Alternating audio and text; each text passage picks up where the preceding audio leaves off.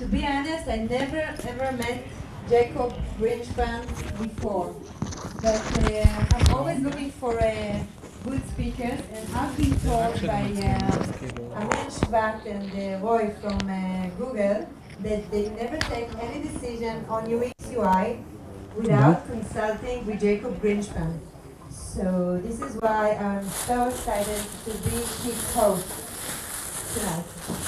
Thank you. Wait a second, I'm still preparing. Where is it? Oh, good. Jacob is also joining us as a mentor at Start Economics Tel Aviv with Professor Dan Ariely. Right. And we're also excited about that. When everybody is going to learn, I'm going to be sitting in a swimming pool with a caipirinha and have fun. Right. What did you decide, English or Hebrew? English. Hi there. אני צריך את העזרה שלך שאני אגיד לך תעלי עם זה לבמה. Okay. Hi everybody, I know it's getting late and I am ADHD. So whenever I speak too fast, start speaking about weird things, I'm here, tell me Jacob, slow down, it's perfectly okay. You're a small audience, it's perfectly all right. And I'm going to share with you my ideas about boxes, gravity and anti-gravity while designing user experience. So I do apologize for some Hebrew. I didn't plan to give this lecture in Hebrew, in English, sorry. I was planning to give it in Hebrew, so some of the slides might have a little Hebrewish. So it's just a warning for everybody who don't know the famous song. And I'm going to show you what I think. So whenever I sound too definite, it's just that I'm getting excited, right? So this is just sharing my thoughts with you. Hope it will work for us all. Great. Now let's talk about the problem, because I'm going to talk to you about the problem of us human beings. Anybody recognize human skull? Gulgolet? Anyone? This one. This is the Homo sapiens. Okay? And we all think that we are Homo sapiens, but we are not. We are Homo locus. That's my invention. Locus because we are completely locked in our ideas. We can't get out of the box. And this is what I want to share with you, how to try to get out of the box. And here's a little example. We used to kill each other by throwing stones over each other's, right? And then we evolved and we have invented the caputilla, right? This is a Roman machine throwing stones to a much farther distance. Great. And then we evolved and we invented the cannons. And then we evolved and now it's in the First World War. And you can see here French soldiers using caputilla, modern caputilla, to throw hand grenades over the enemies. Come on, guys, 2,000 years and still throwing stones. Are we out of our minds? Can't we kill each other in a much better, efficient way? Well, this is one example of how we are so locked. And even if we try to be so special, look at this magnificent tie, right? It still looks like a tie. We haven't broke our paradigm, never ever, within so many years. So even when we try to be special, we are not special at all. Am I speaking too fast? Do you want me to slow down? Are you all awake? Because there's no little lamp here which blinks when you think. So I can hardly tell if you are listening to me or dreaming about, okay, forget it. Okay, and I want to make one discrimination between two things. Wow and voila. Wow, we all know what wow is, right? And it's something glimmering, something fantastic, something exciting, perfect. Voila, for those who don't speak Hebrew, actually Arabic, if to be more correct, precise, voila is an Hebrew word saying, wow, that's a great idea, how couldn't I think of it before? Now I understand it all, right? This is voila, right? So voila, and typically when we try to be creative, we typically try to address the wow. and it's a very bad idea. We should try to address the walla and not the wow. And this is exactly what I want to try to share with you. And the basic question is, why are we so locked? So here is my humble opinion. It's about mental models. This is the reason why we are all so locked. This is a picture I took in Tel Aviv. It's called Pizza Tzorfatit al Gechalim, and in English, French pizza barbecue style. What am I going to get out when I order French pizza barbecue style? God knows, I don't have a mental model for this. And this is exactly what a mental model is. The user's mental model of a system is a rich and elaborated structure. Stop a second. It means that psychologists were involved here. Only psychologists can put words such rich and elaborated structure. What is rich and elaborated structure? Nobody knows, forget it. But it goes on with something much more important. Reflects our understanding of what the system contains, how it works, and why it works the way it works. Right? So this is mental model. Here is an example. What is a carriage? A carriage has 4 wheels, right? It has power source in the front, in this case few horses.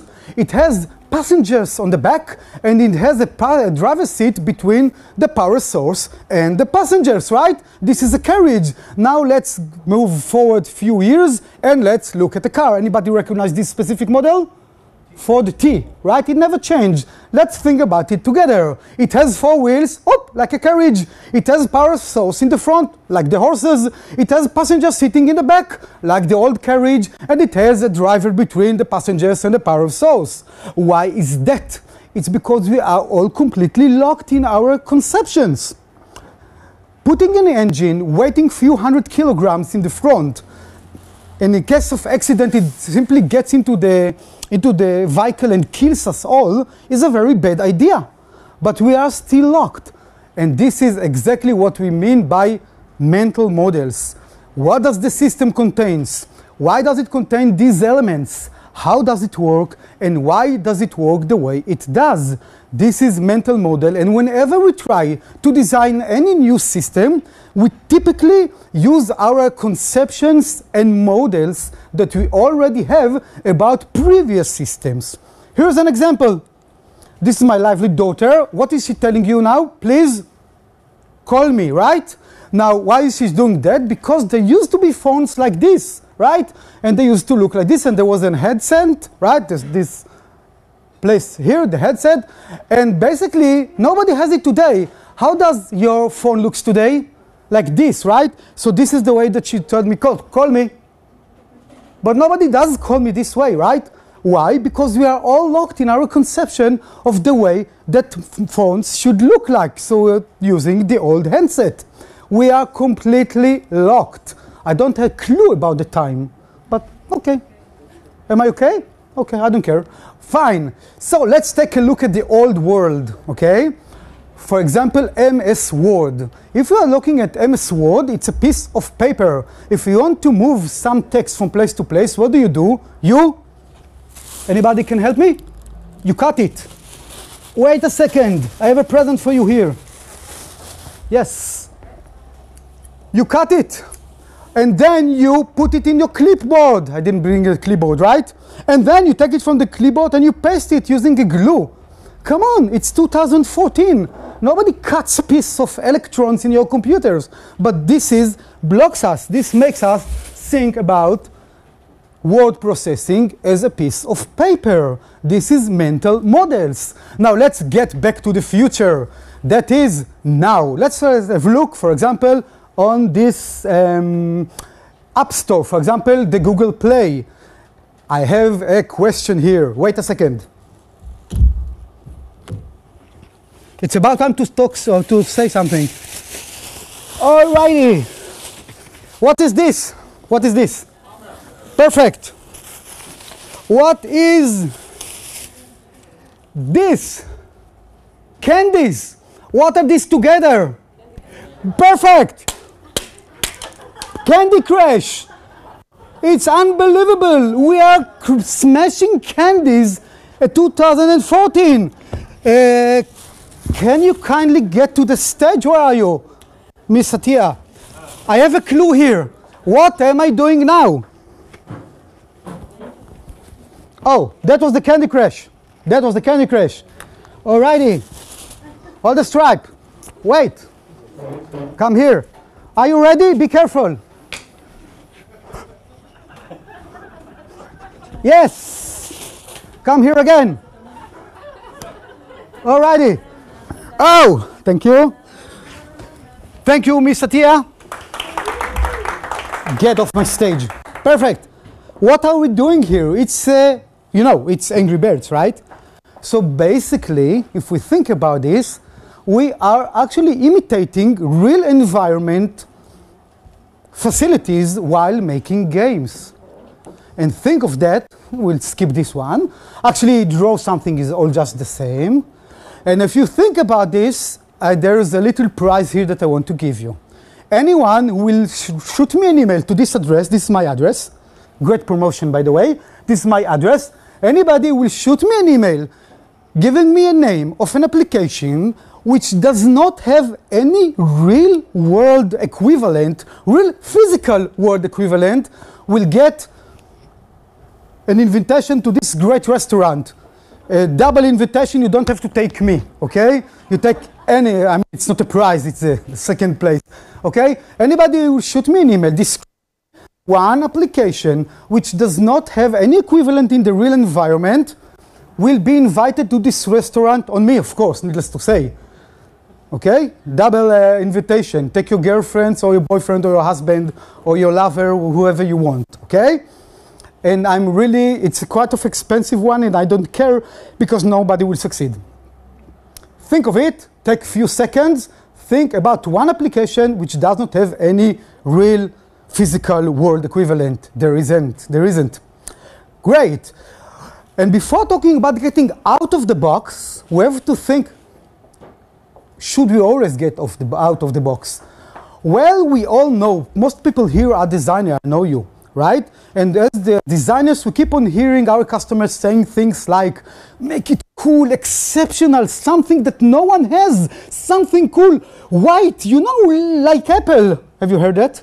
Nobody has, like Apple, something different. And we keep on hearing this great demand, and then you bring them something really nice, and they say, wow, great, it is so creative. Not even one of our competitors has it.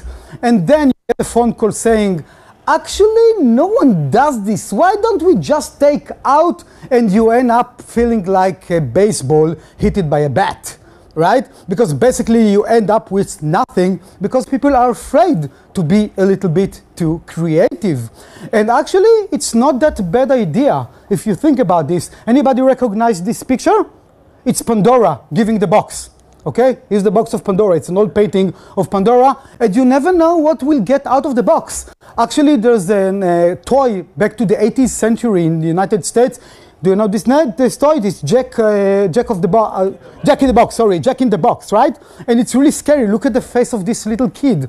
And nobody knows what will get out of the box. When you think out of the box, it can be really a disaster, right?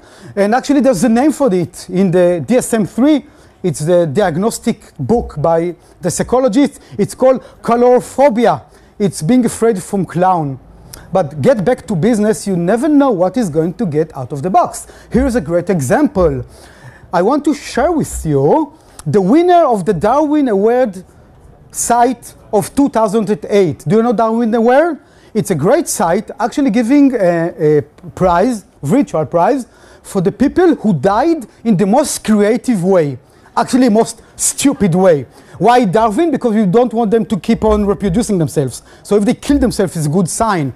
So this is the winner of 2008. He was really creative guy. Look, he was a British guy, he wanted to clean the chimney. Aruba for all of Israeli, right? And he took the sweeper was too short. He didn't get all the way in the chimney. So he took a chain and just tied it to the chimney. But this old structure was completely too light, so we had to add a little weight. So we went back to his garage and found a weight. And what was the weight? Right you are, an old military hand grenade, the one from the First World War. And he actually welded it, and it still didn't explode. Now this magnificent, cool guy, I should have met this guy, was a lazy one, and he didn't even put off the fire in his fireworks, and then it exploded, okay? And he killed himself. So this is a very bad idea of being too creative, and you have to be very careful about that. Now I want to share with you some tips and tricks that works for me if I decide to be a little more creative. So first tip, it just works for me. It's not the Bible or something, but it just works for me. Lose your brakes downhill, okay? Lose your brakes downhill. Sorry for Hebrew, it's a little bit, sorry, I didn't plan to do it in English. Okay, it's just from Kafka. When you get to the gate, don't be afraid to pass the gate. This is what this whole story speaks about. Okay, and basically you think about Buddha. Buddha, you know, in Hebrew it's Buddha, but it's, you know, it's Buddha in English. So Buddha, basically, Buddhism says that there's a reality and there's me. And it's only me to interpret the reality, right? There's no bad or good, there's no nice or poor, there's reality, and there's what I select to interpret reality. Or in my words, reality is overrated. Do ignore reality when you design something innovation. Forget about reality, don't give a shit, don't give anything about reality. Forget about reality. Now here's an example. This is a dam. Back in the Second World War, the British wanted to rule, to bomb some dams in Germany. However, no plane could carry heavy enough bomb while hitting this dam from this direction. It simply won't crack it. So it was an unsolvable problem since they ignored reality. What have they done? This is the Lancaster, the British bomber of that time, and what they've done is basically they created a little bomb in the shape of a barrel here. And there was a little electrical motor which turned this barrel very fast. Now the plane was dropping this barrel, it jumped over the water and then hit the wall. In a second you'll see the plane coming, hopefully, yes. And then they flying really, really low compared to standard bombing from high altitude. And now it throws the bomb, it keeps on rolling, it's rolling, it's rolling, it hits the wall, and since it's rolling, actually this direction, it goes deep into the water and explode underwater. Now since it explodes underwater, there's a counterback force against the gas. And what happened is it cracked the dam, and this is the result. The dams were destroyed. That's because they ignored reality, for my humble opinion. So this is a great idea, and typically people like us, ADHD, yes, people like us, ADHD, would keep on telling us, keep quiet, stop with your weird things. No, don't take Ritalin 10 milligrams, take ADHD 10 milligrams. It helps you a lot. Don't even stop thinking. Keep on with your thought, ignore reality, and ideas will appear.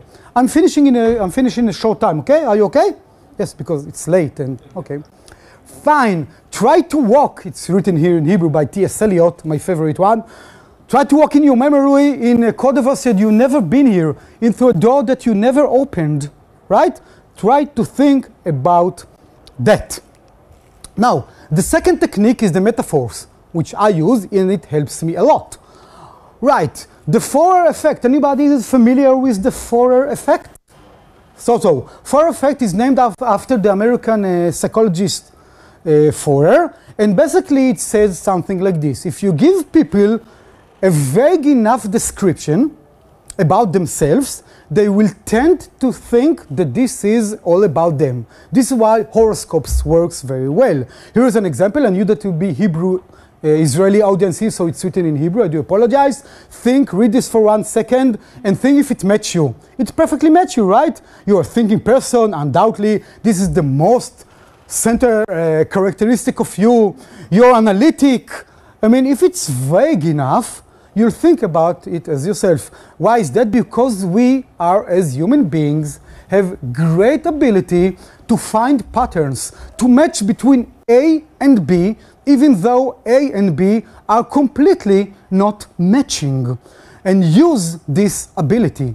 That is, think about a metaphor which has nothing to do with the system that you are just currently designing, and try to see how this imaginary area fits into your system. I want to apologize, Mario, right now, because it's a text from a very ancient Kabbalah book. Kabbalah is a Jewish mysticism, right? Kabbalah, right? So I do apologize, it will be in Hebrew. I can't translate it. I'll try to do my best, okay? Just a little part in Hebrew. So it's called the Tree of Light, Etz HaChaim of Chaim Vital. Okay, he was the student of the Ari. And I think that the paint, MS Paint, is basically like creating the world. Here it goes. It starts, Etz HaChaim starts with this. Do know that before anything was created, there was a full light filling all reality. This is what's written in Hebrew, right? So it means that God needs a canvas. Okay, canvas, so there's a window. Perfect. So it's a place to work in. And then it's written in this book.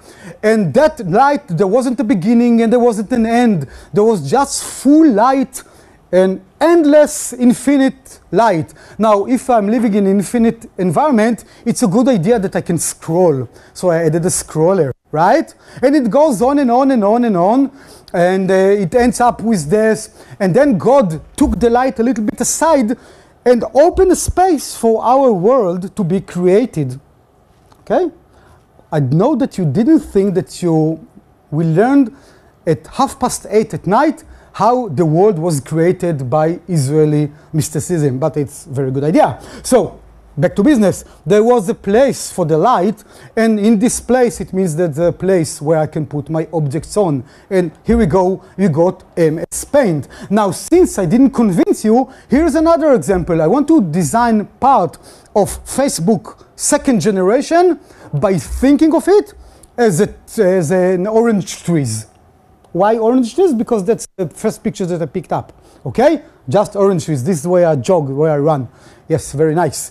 Well, let's talk about the observation. An orange is an individual fruit. We are not grapes, right? Huh. Okay, so what the implication in designing Facebook 2? It should be able to customize how my page look like, right? Because I'm an individual, so I should be customized. Now that's stating the obvious. Now let's see what the oranges gives me in a little deeper levels. Oranges were picked in a group from the same tree. Op group. Okay, give the group the ability to mark themselves as a group. It does not exist actually in Facebook 1. It does in a way that you can open a page for a group like this, but there are no really group notion in Facebook. Probably this is why they purchase WhatsApp. And in addition, oranges from the same tree are brothers. Not all oranges are close to each other as the other. So you might want to support indication of how close you are to your friends. Today, my wife, my sister, my family, my good friends are marked in Facebook just as anyone who tries to be my friend in Facebook. And by the way, I approve anybody. I mean, everybody want to be my friend, my Facebook's friend? Perfect, I approve everybody. So it means that this little tree teaches me that if I think about Facebook as a tree of oranges, I will learn better how to design Facebook too. And it doesn't matter which metaphor do you select. Believe me, the farther the better, or so. Why is that? Because if this is the product that you know it by now, this is your current mental model, which I mentioned before. And this is the metaphor that you use. You can see that the pure blue area is the ideas that you couldn't think about if you would stick to what you know before. This is the advantage of the metaphor. This area here, right? This one here. Don't forget, this is what we lose, because the metaphor typically won't cover each and every aspect of the system that you want to create. There are prices for that.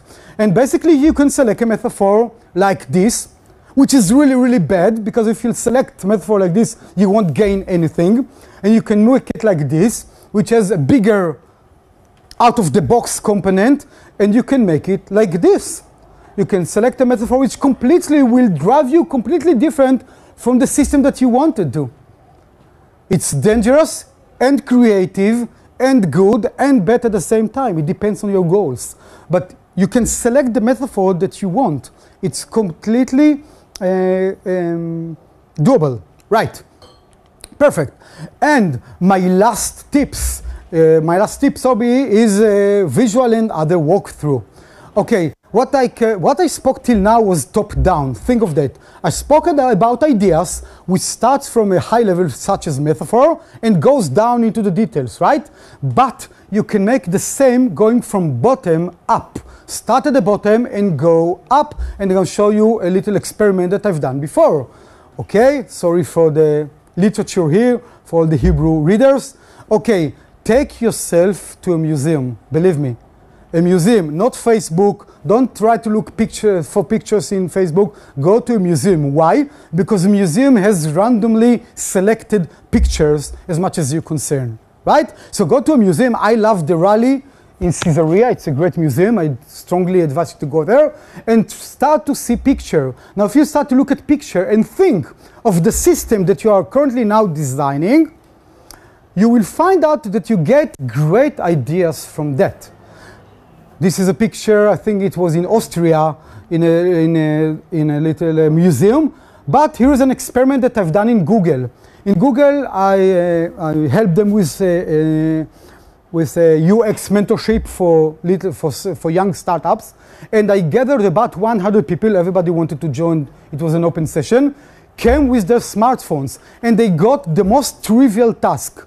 I want you to design a new email. Now, email is such a trivial application, right? So ask them, design a new email and try to think of something new. How do I want you to do that? I want you to take yourself out of the building and take some pictures of what you see and think how this picture has related to emails, okay? 100 people in the building got the task to find a new approaches to email, not necessarily design the whole email, of course, just new approaches. Go out and take pictures. And this is what they brought. This guy here, handling files with mails, okay? So he thought, okay, this is one way I use email. And the other one just took a picture of the road with cars moving. If I were a train, I'd be late. Who gave priority inbox a chance? Ah, that's interesting, because the inbox gets in the way that in its arrival order, but hey, there's priority over there where you can tackle this. And someone wrote me, this is how it feels to click reply in Google, in Gmail. So they all of a sudden speaking about security. How do I feel when I press reply using an email? This is something really innovative. Nobody thinks about the emotions of replying to an emails. And this guy here, so a little kid playing outdoor and say gamification. Why email should be so boring? It can be gamified. And the other one said layers, and the other one said accessibility. That's because he showed a little toothbrush for little kids there. And one said small, big, heavy, as much concerned to email. And finally, an interesting one. You get all of this bunch of emails and you can't find the interesting one. And well, that's a very good idea while designing new email system. So how can we find the interesting one? And it worked for us. All of a sudden, people saw that simply by going outside, picking pictures basically randomly, they got new ideas for a design task that they couldn't think of in no other way. This is what we call it bottom up. It starts from below and going up. In another event I made there, I've invited a quartet playing Mozart. Okay, real live. And there was a DJ on the other room playing some really tough music. And I asked people to design, while listening to music, I want you to design a new way of giving feedback to the hotel you have just stayed, just like TripAdvisor and so forth. Right, so this is what I got. I got lots of papers, and let's take a deep dive into it. This is somebody who takes this design while listening to rock music. You can see the aliens with many eyes here. Well, it's a direction. And this is somebody who listened to classical music. You can see how his design, or her design, don't recall, becomes more smoother, more analog, right? And this one here, sorry for the Hebrew, thought, oh, if this guy, this weird guy, me, they meant, is thinking about cross-modality, so let's think about other things such as sour, salty, bitter, sweet. Okay, let's do it this way. And the other one came up with a really nice idea. She said, if I like somebody, I clip my hands, right? So if I clip my hands louder, it means that I like it the most. So why won't we tap on the mobile device, and this will reflect how much did I like the hotel. Now this is something that without hearing tempo while designing this little task could never ever be achieved. Now talking about clapping, it's a good idea to say thank you very much for your time and patience. See you. Thank you.